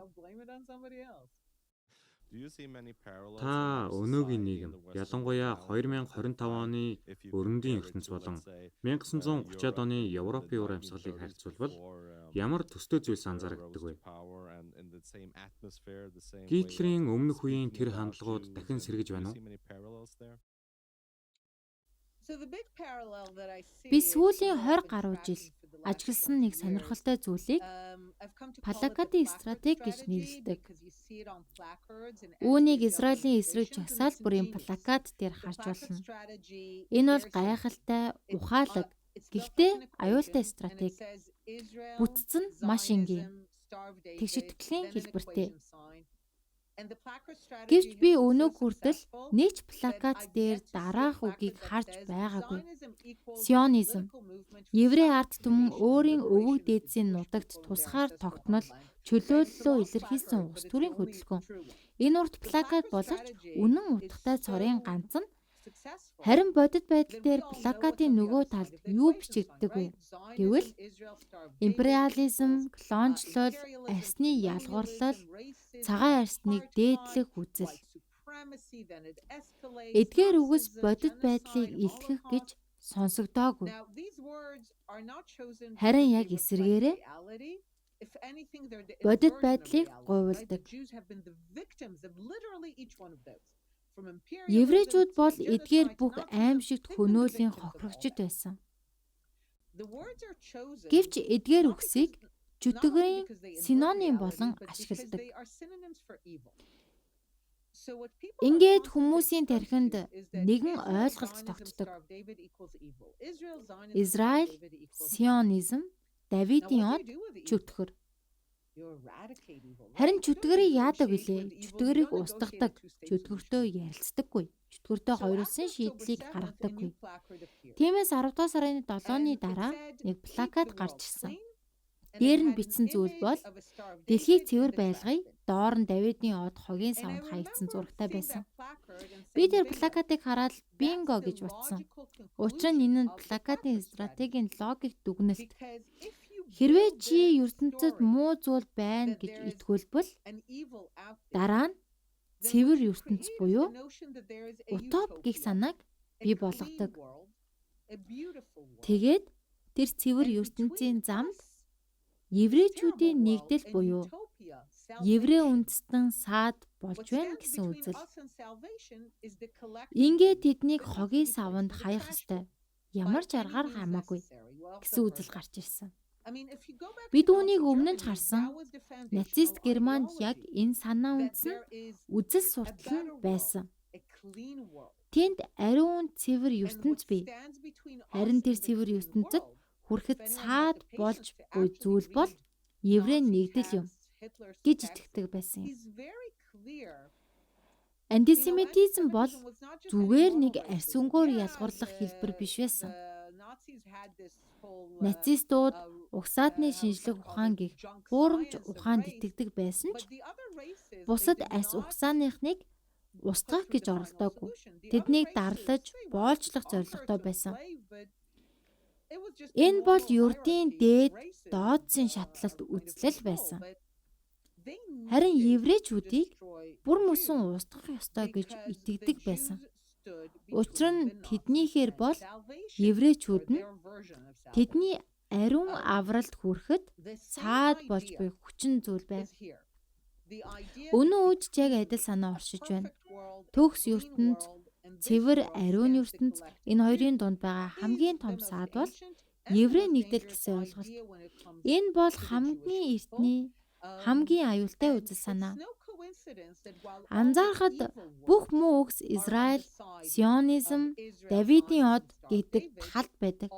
Харин бүх сайн үгс шудраг ёс, эрх чөлөө, тэгш байдал, эрхийн төлөө тэмцэл гэдэг нь эсрэг талд өөрөөр хэлбэл палестинизмын талд байна. Тиймээс энэ хоёр нь сайн ба муу, ариун ба бузар, аврал ба устгал гэсэн утгаар эсрэгцдэг. Утоп авралт хүрэхийн тулд еврей нэгдлийг устгах шаардлагатай гэсэн үзэл нь маш аюултай юм. Гэвч яагаад хүмүүс өөрсдөө юу хийж байгаагаа олж харж чаддаггүй юм бол? Борооны боловсралтай хүмүүс дэлхийн 2 дугаар дайнаас хойш ердөө 80 жил өнгөрсөн байхад яагаад тэр үеийн хандлагатай ижил байдал руу орж байгаагаа ойлгохгүй байна вэ? Яагаад тэд сэрж би яг юуны төлөө байна вэ? Би яг юу хийж байна вэ гэж асууж чаддаггүй юм талаар танд бодсон зүйл байгаа юу? Энэ бол олон шалтгаантай асуудал. Яг л антисемитизм шинэ хэлбэрт орж гарч ирсэн шиг олон жил залуу хүмүүс антисемитизмын түүхийг заахад надад хэцүү байдаг байлаа. Учир нь тэд хэд бардам байдаг. Гэтэл тэд өөрсдөө яг тэр үеийн явцыг одоо давтаж байна гэдгийг ойлгодоггүй. Би хариуд нь тухайн цаг үед антисемитизм нь соёлтой, эрдэм мэдлэгтэй, шинжлэх ухаанд зүйл гэж тооцогддог байсан талаар хэлдэг. Дараа нь энэ ойлголт хүндээ алдсан ч дахин шинэ хувцастайгаар нөгөө л нэг ойдлцсноос гарч ирсэн. Зөвхөн холбоот улс болон Орос улс еврейчүүдийн эсрэг үзлийг дэлхийн хэмжээнд тараасандаа хангалттай хүндэтгэл авч чадаагүй. Тэд үүнийг дэлхийд даяар түгээсэн гэгээрсэн еврейчүүдийн нууц протоколууд хэмээх хуурамч номыг бичсэн. Нацистууд үүнийг зохиогоогүй. Тэд зүгээр л ашигласан. Өнөөдөр дэлхий дахин ч шин зүйл зохиогоогүй. Тэд зөвлөлтийн бүтээлийг л дахин ашиглаж байна. Зөвлөлтүүд яг энэ плакатын стратегийг боловсруулж, боловсролын байгууллагаар дамжуулан угааж цэвэрлсэн. Өнөөдөр та сионизм бол колоничлол гэсэн сэдвээр доктрин зэрэг хамгаалж чадна. Израиль нь апартейд явуулж байна гэж бичвэл профессор болдог. Тэд үүнийг нэгдсэн үндэсний байгууллага, олон улсын шүүх, эрүүгийн шүүх зэрэг байгууллагаар дамжуулж хуулийн дүр эсгсэн нэр хүндтэй болгосон. Ийм байдлаар плакатын стратеги амжилттай хэрэгжсэн. Хуурамч зүйлд нэр хүнд олгох замаар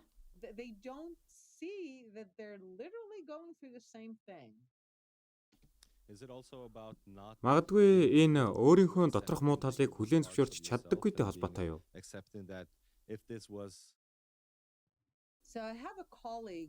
Миний нэг хамтрагч чөтгөрийг маш оновчтой тодорхойлсон байдаг.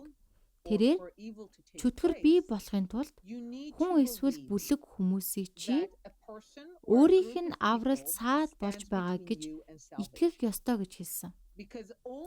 Учир нь яг тэр итгэлэл хамгийн аимшигт гэмт хэргийг хийхэд хүргэдэг.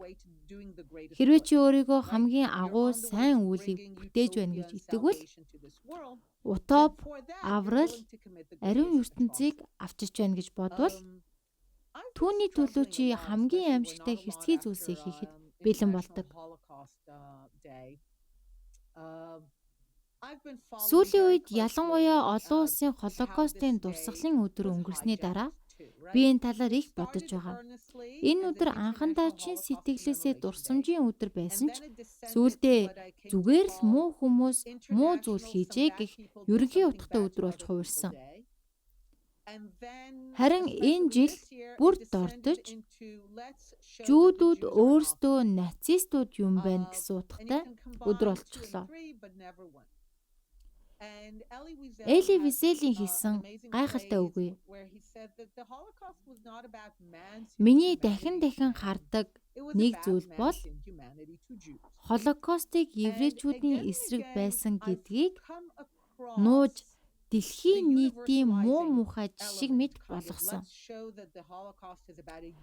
Хүмүүс Холокост бол хүний хэрцгий байдлын жишээ гэж ойлгох болсон. Харин би өөртөө энэ асуултыг тавих болсон. Хүмүүс муу зүйл хийх чадвартай гэдгийг хүлээн зөвшөөрч чаддаг ч еврейчүүдийн эсрэг муу зүйл хийх чадвартай гэдгийг хизээж хүлээн зөвшөөрдөггүй. Би сүүлийн Холокостын дурсгалын өдөр олон улсын хэвлэлүүдийг анзаарсан. 6 сая хүн алагдсан, 6 сая хохирогч гэж бичсэн ч еврей гэж дуграагүй. Би яг энэ зүйлийг маш олон удаа харсан.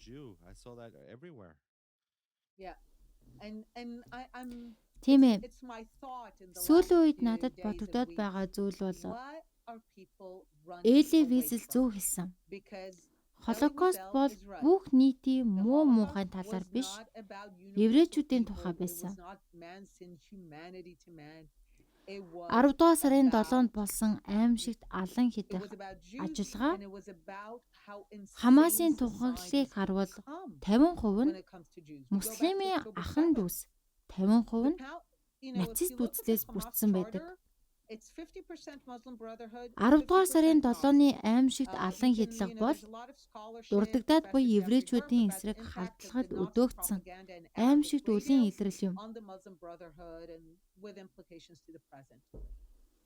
The evil on October 7th was the kind of monstrous evil that gets unleashed when it comes to Jews.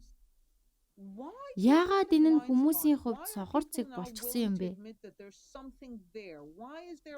Сүүлийн үед би энэ тухай их бодож байгаа. Хүмүүс юунаас зүгтаад байна вэ? Хэтэрхий ичгүүртэй зүйл учраас тэр үү?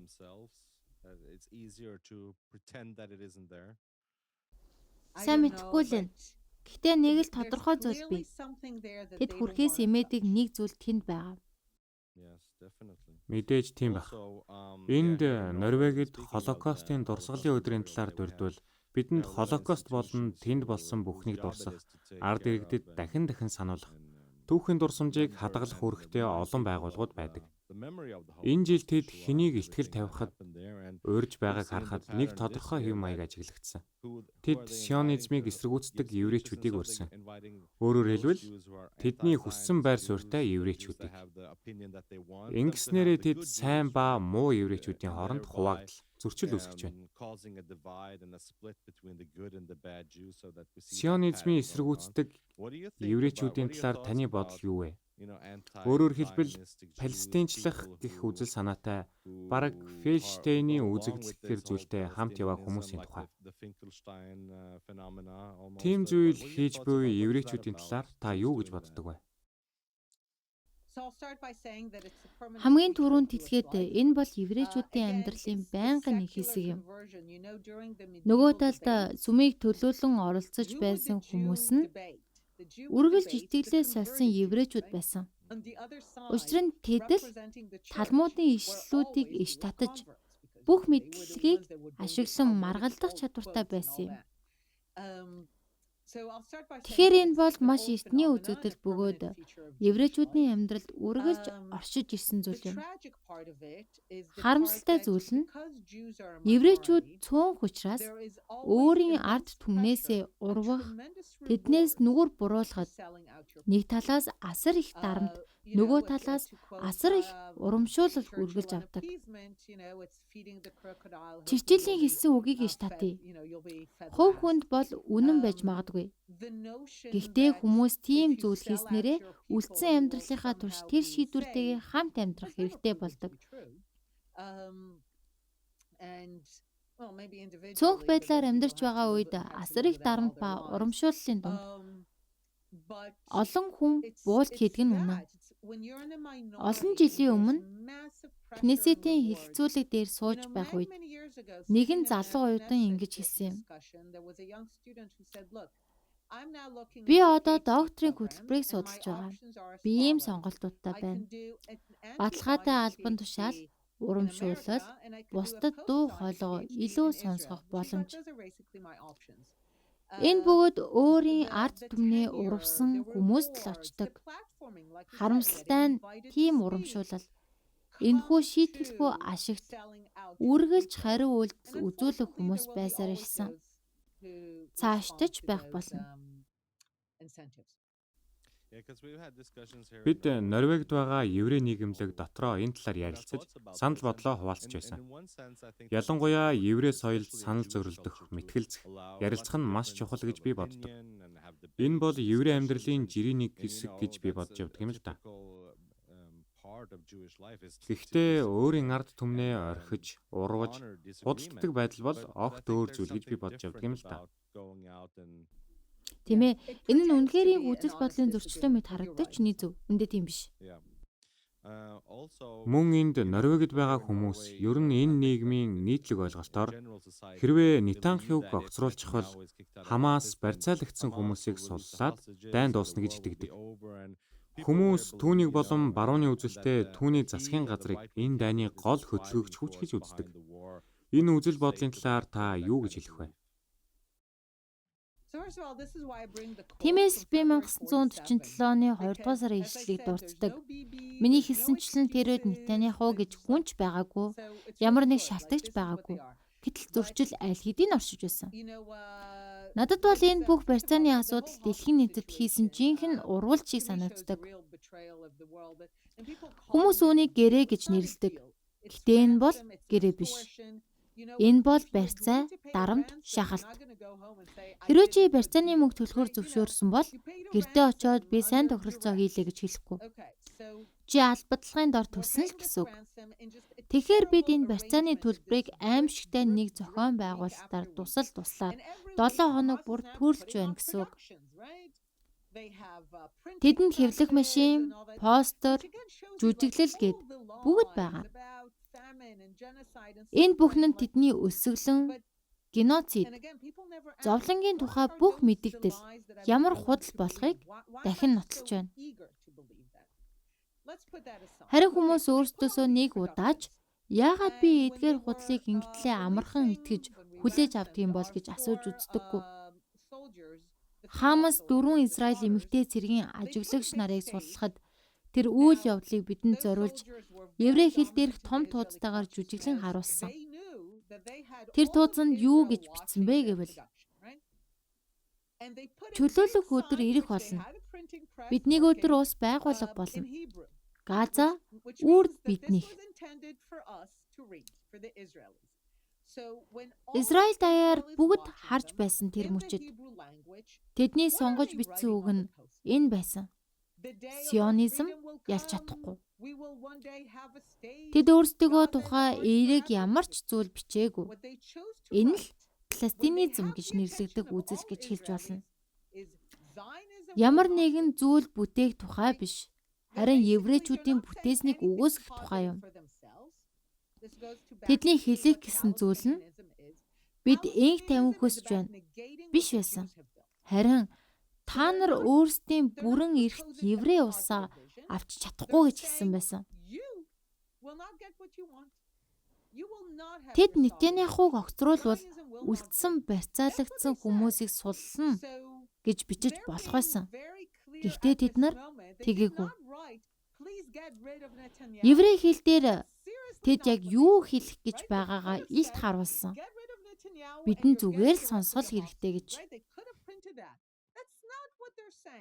So we're getting back to just listen to them. They're telling us in prime time in Hebrew. We just need to listen and read. Таны бодлоор Нетаньяху Хамасын эсрэг хангалттай хатуу байр суурь баримталж чадсан уу? Тэр террорист байгууллагын бүр мөсөн устгахын тулд хангалттай зүйл хийсэн гэж та үзэж байна уу? Үгүй ээ. Үнэхээр үгүй. Бараг эсэргээрээ гэж хэлж болно. Бид дайн эхлэхээс хойш бараг 1 жил хагас болж байна. Гэтэл Хамас өнөө хүртэл оршсоор байна.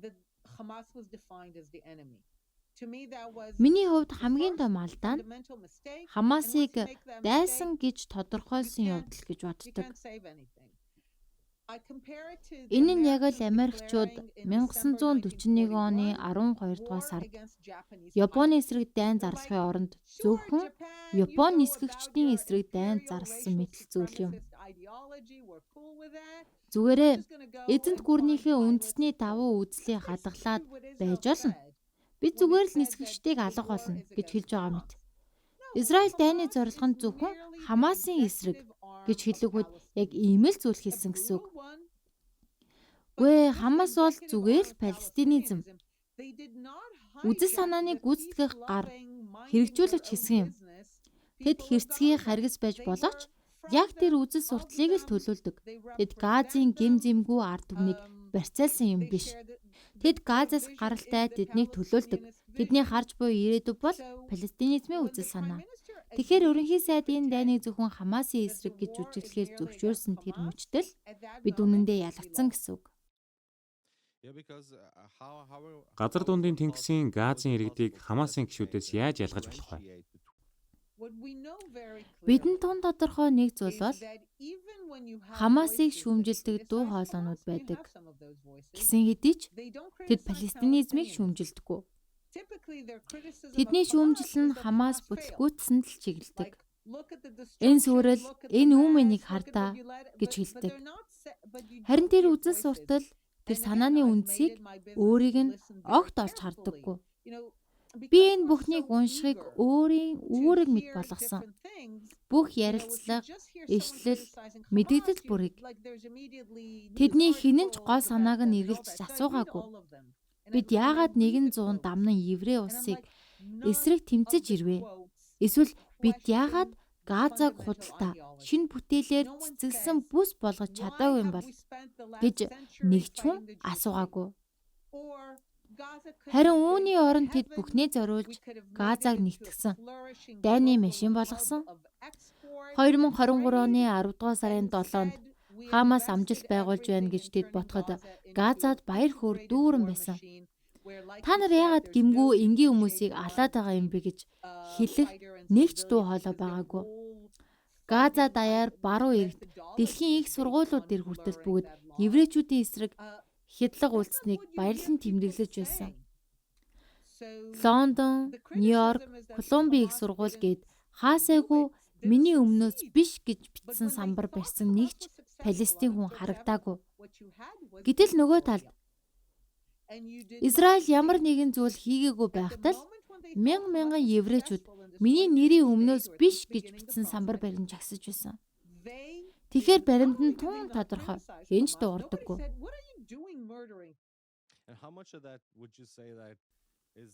Гэхдээ тэр дуугүй байдал яг ямар хэмжээний айдсаас үүдэлтэй бол? Энэ төвшөнд дэвшгээд байгаа тэр бол зүгээр л нэг шалтгаан. Лондонд хар, Колумби их сургуульд хар. Тэнд дуугарахад хэн ч тэднийг хорихгүй. Тэд бүрэн эрх чөлөөтэй. Бид Ираны дэглэмийн эсрэг дуугарч байгаа хүмүүсийг харж байна. Бүр Ираныг ч бүү хэл нацист Германд хүртэл Хитлерийг хөнөөх гэж оролцсон хүмүүс байсан шүү дээ. Барьцаалагдсан хүмүүсийг зүгтаахад хэн ч туслаагүй. Болоочж хэн ч хэлээгүй. Хизээ нэгэн цагт зүгээр л шалтгаан тошхой болоод энэ бол тэдний хүсэж байгаа зүйл гэдгийг хүлээн зөвшөөрөх цаг ирдэг.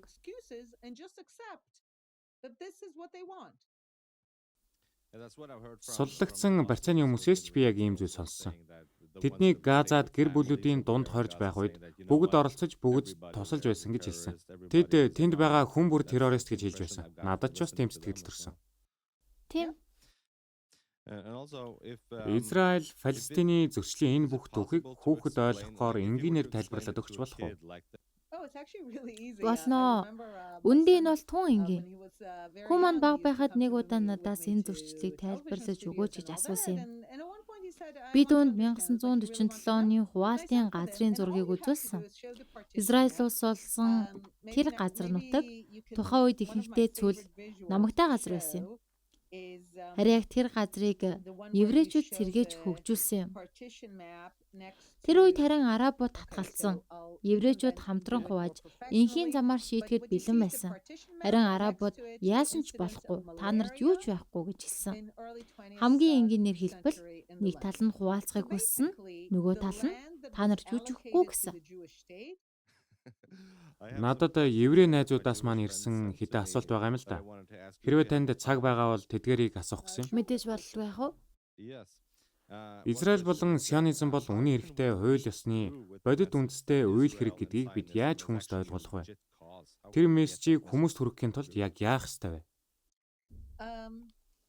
Миний ганц зөвлөгөө бол зүгээр л хичээсээр байх. Учир нь олон жилийн турш би нэг зүйлийг ойлгосон. Антисионизм гэдэг нь үнэндээ Израилийг шүүмжилж байгаа хэрэг биш. Харин еврейчүүд л төгс ертөнц бий болохын замд саад болж гэнэ гэсэн үзэл санаанд оршдог гэдгийг. Хэрвээ Израиль байхгүй болвол инх тайван шударгаас оршино гэх санааг хүмүүс байнга түлхэж байдаг. Гэхдээ үргэлж нэг зүйл ил болдог. Антисионист эсвэл Палестиныг дэмжигч нэртэй хүмүүс үнэндээ инх тайванд биш, харин сүрэлд илүү сонирхолтой байдаг нь харагддаг. Хамасын үзүүлбэрүүдийг барьцаалагдсан хүмүүсийг үзүүлэнгийн байдлаар харуулсан жагсаал, баяр хөөртэй олонний дүр зураг зэргийг үзээд гинэт ойлгосон юм. Энэ бол хүний эрхийн тухай биш. Энэ бол үзен ядалт. Тийм учраас л хүмүүсийн сэтгэлд хүрч чадна. Тиймээс миний хариулт бол тууштай бай, хичээ. Хүмүүсийн сэтгэл нэгдэж, бусдыг сонсох үе заавал ирэх л болно. Цаг хугацаа өнгөрөх тусам бодит байдал тэднийг нүдээр нь харуулах болно. Нөгөө талын гол зорилго бол инх тавинч биш, хоёр улсын шийдэлч биш, еврей улс байх ёсгүй гэж л үздэг. Еврей диаспора ялангуяа Норвег зэрэг газарт амьдарч байгаа бид одоо яг яах ёстой вэ? Бидэнд оройтсон уу? Израилаас гадуур амьдарч байгаа еврейчүүдийн талаар та яг юу гэж бодож байгаа вэ? Би дэлхийн хаасайгүй байгаа еврейчүүдийн төлөө санаа зовдөг. Үнэн дээр энэ л миний гэдэг ажил. Энд байгаа еврейчүүдийн төлөөч, диаспора дахь еврейчүүдийн төлөөч санаа зовдөг. Еврейчүүд л бидний замд цэвэр өрийн ертөнцийн өмнө саад болж байна гэсэн үзлээс болоод санаа зовдөг. Энэ үзэл бол үхлийн аюултай.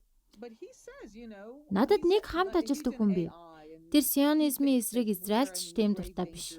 Гэхдээ тэр нэг зүйл хийсэн нь надад үнэхээр гүнзгий сэтгэл үлдээсэн. Тэр хиймэл оюун ухааны салбарт ажилладаг. Тэгээд ингэж хэлсэн. Бид үнэхээр ноцтой аюулын ирмэг дээр байгаа. Яагаад гэвэл хүмүүс еврейчүүд л өөрсдийг нь илүү сайн ертөнцид хүрэхэд цаад болж байна гэж итгэж байгаа цагт тэд бүгдийг чинь устгах технологи арга замыг олж чадна. Тэр Израилийг хайрладаг хүн биш. Гэхдээ тэр хүртэл нэг зүйлийг маш сайн ойлгосон байсан нь еврейчүүд л хүн төрлөختнийг аврал төгс ертөнцид хүрэхэд цаад болж байна гэсэн тэр үзэл санаа ямар аюултай болохыг тэр санаа нийгэмд нэгэнд орж ирэхэд дараа нь юу болдгийг түүх аль хэдийн харуулсан шүү дээ. Тиймээс би чамд хамгийн том аюул энд байна уу? Эсвэл гадаад ертөнцид байна уу гэдгийг хэлж чадахгүй. Гэхдээ аюулын мөн чанар нь яг тэр. Европт байгаа сэтгүүл зүйн академийн хүрээний хүмүүсийн дунд Хамас эсвэл Хезболлаг дарлалд эсэргүүцэж байна. Шударга ёсны төлөө тэмцэж байна гэж дэмждэг хүмүүсийн талаар юу гэж боддог вэ?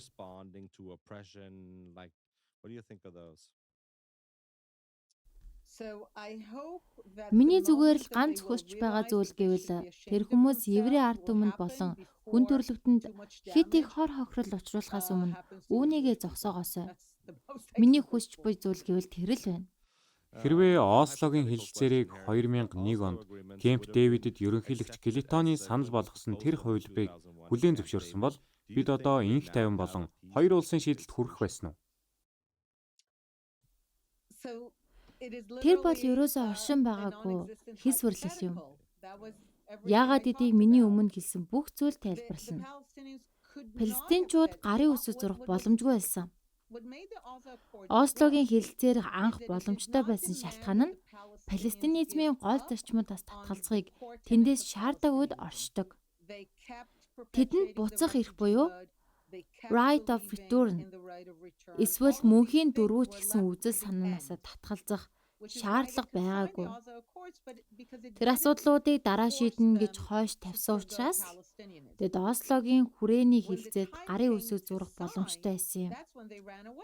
Харин эцсийн инхийн гэрээнд еврей ард түмний бүрэн эрхт байдлын эсрэг 100 жилийн дайныг дуусгах дээр гарын үсэг зурах үед тэд зугтсан. Учир нь яг тэр ганц зүйлд л тэд хизээч зөвшөлдөж чаддаггүй. Хэрвээ нэг өдөр арабууд еврейчүүдийн өөрсдийгөө тодорхойлох эрхийг үгүйсгэхгүй өөр утга бүхий үнэмшилтэй болгох юм бол тийм ээ бидэнд инх тавны боломж гарч ирнэ. Би тэр зүйл болоосоо л гэж найддаг. Гэхдээ Ослогийн хэлэлцээрийн үед ч тэд тэр үзэл санаагаа тас атгаж байсан. Тийм болохоор л одоо яг энэ цаг үеэс эргээд харахад тэр үзэл санаанаасаа татгалзахыг шаардсан ямар ч гэрээнд тэд гарын үсэг зурах боломж угаасаа байгаагүй. Өрөндийн орнуудад хүмүүс үргэлж энхийн түлхүүр Израиль бий гэж боддог. Гэхдээ энэ үнэнтэй хэр нийцэх вэ? Is that the case?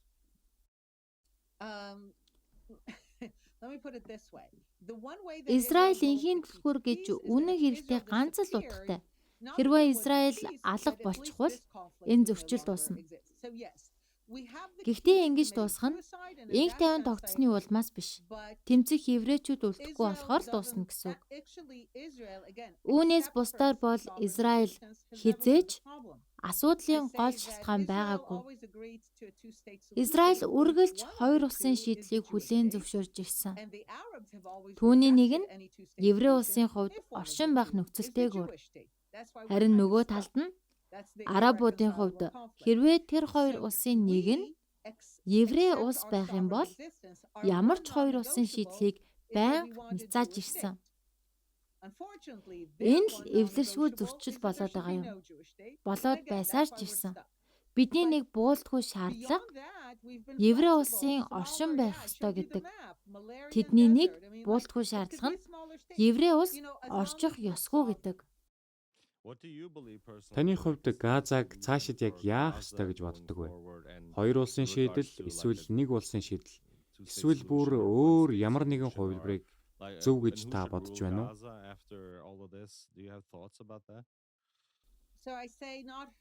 Би үргэлж ингэж хэлдэг.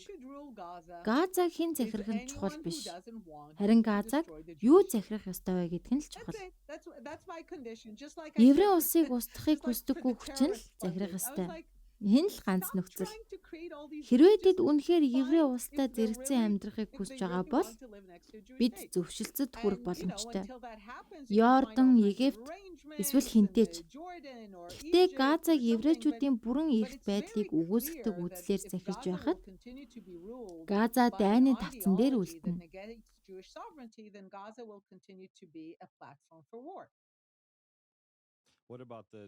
Хоёр улсын шийдлийн талаар та яг юу гэж бодож байна вэ?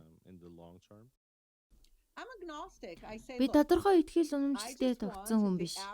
Би зүгээр л баруун эрэг ба Газад амьдарч буй арабууд еврей улсыг устгахыг хүсгээ зогсоосоо л гэж хүсдэг. Хэрв тэр зүйл биелжгэл юм бол тэднийг хэрхэн өөрсдөө захирах нь Йордан эсвэл Египт нэгдэх үү? Эсвэл жижиг эмиратууд байгуулах уу? Бүгд тэдний шийдвэр. Хамгийн чухал нь зохицуулалт биш, үзэл санаа юм. Яг ийм л зүйл хэрэгтэй. Палестинизм үгүй болсноор хүмүүс амьдрах боломжтой болно. Тэгэхээр надад нэг сүүлчийн асуулт байна л да. Та нэгдсэн үндэсний байгууллагыг яг юу гэж боддог вэ? Энэ талаараа яриач.